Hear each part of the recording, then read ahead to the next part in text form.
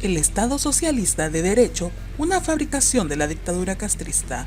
Algunos ingenuos, receptivos del discurso oficial, pensaron que después de promulgada la Constitución del 2019, muchas violaciones y torpezas serían eliminadas. Se equivocaron. ¿Cómo están, amigos? Bienvenidos a Noticias Importantes. Comenzamos. La Constitución espuria, promulgada el 2019, tiene un artículo muy hermoso, el 1, que afirma que Cuba es un Estado socialista de derecho y justicia social, democrático, independiente y soberano, organizado con todos y para el bien de todos, como la República unitaria e indivisible, fundada con el trabajo, la dignidad, la humanidad y ética de sus ciudadanos para el disfrute de la libertad, la equidad, la igualdad, la solidaridad, el bienestar y la prosperidad individual y colectiva.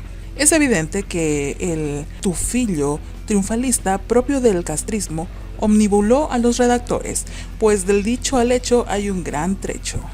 No es mi interés centrarme en la crítica, pues ya lo he hecho en otros textos aquí publicados. Solo insistiré en el divorcio que existe entre lo que se reclamó como certeza, siendo utopía, y la práctica de un poder que jamás ha sido elegido por el pueblo, según afirma el jurista brasileño Rubens Casara en su libro Estado Postdemocrático, Neoliberalismo y Gestión de los Indeseables. Texto polémico dirigido contra el capitalismo contemporáneo que a mí me sirvió para verificar la esencia represiva del Estado cubano. Cuando se habla de Estado democrático, de derecho, se habla de un tipo ideal de Estado que tiene como principal característica la existencia de límites en el ejercicio del poder. Precisamente, dos de las tareas pendientes del constitucionalismo castrista han sido promulgar leyes contemplarias para hacer efectivos esos derechos constitucionales y embridar a las hordas del Ministerio del Interior, prefiriendo el vacío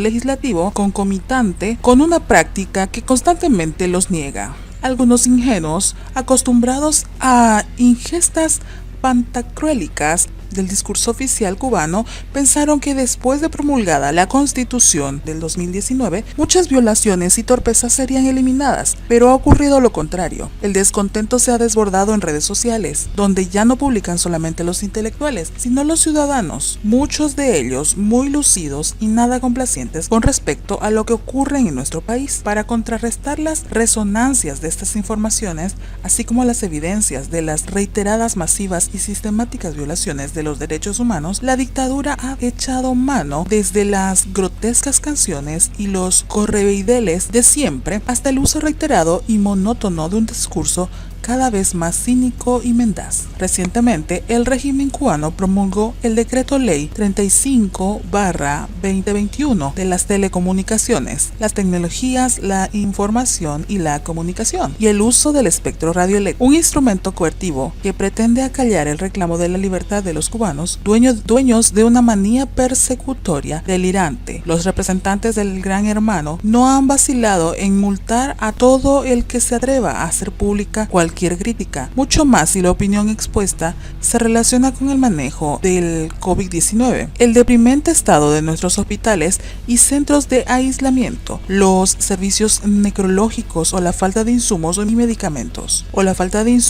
medicamentos. Varios galenos han sido separados del trabajo por atreverse a denunciar lo que ocurre en el Sistema Nacional de Salud, una medida administrativa que refleja la esencia del régimen y otra prueba contundente de cómo se viola el derecho de la libertad de expresión proclamando el artículo 18 de la Declaración Universal de Derechos Humanos en el artículo 54 de la Constitución comunista. Hace pocos días, el activista político Emilio Almaguer de la Cruz, residente en Baracoa, provincia de Guantánamo, fue multado con 3,000 pesos por cometer el delito de publicar un llamado en las redes sociales pidiendo a los funcionarios de la dictadura que visitaran los centros de salud donde permanecen hospitalizados los enfermos de COVID-19. El señor Rubén Remigio Ferro, presidente del Tribunal Supremo Popular y uno de los miembros más repulsivos de la dictadura, que son muchísimos, tuvo la desvergüenza de afirmar el pasado 24 de julio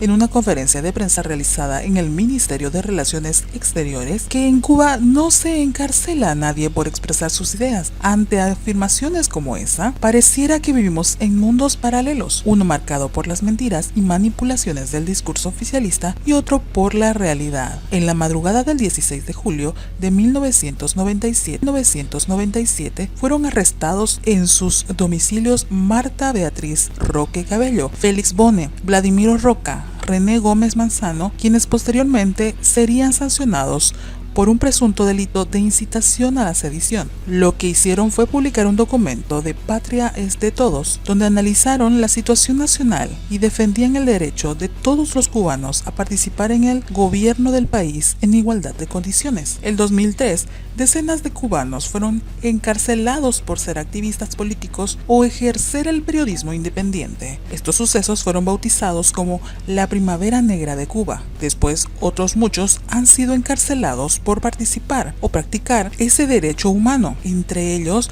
el joven Luis Robles, todavía preso, quien en diciembre del 2020 se manifestó con un cartel en el Boulevard San Rafael de La Habana. Dicen los comunistas que en nuestro país hay igualdad ciudadana, pero los que discrepan de su ideología no tienen derecho a organizarse o reunirse públicamente con sus afines.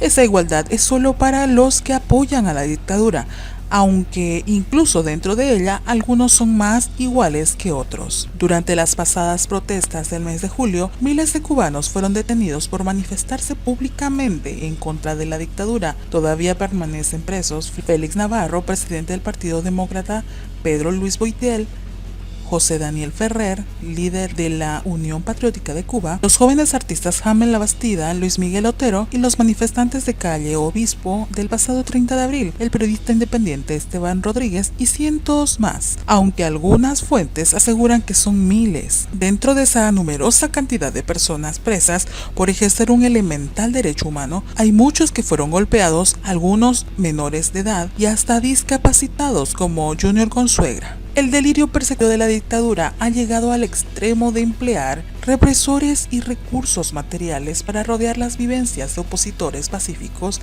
y periodistas independientes, con el objetivo de impedirles salir de sus casas. Otra violación del artículo 13 de la Declaración Universal de Derechos Humanos, del artículo 52 de la Constitución cubana, proclama formalmente el decreto de libertad de movimiento. Los recientes casos de Camila Acosta, Carolina Barrero y Luz Escobar, por solo citar algunos, prueban lo afirmado. Y bien amigos, así vamos terminando las noticias del día de hoy. Por favor, no olviden suscribirse y compartir con sus amigos y familiares. Así podremos llegar a muchas más personas con la verdadera realidad de Cuba. Patria y vida, mis hermanos. Hasta pronto.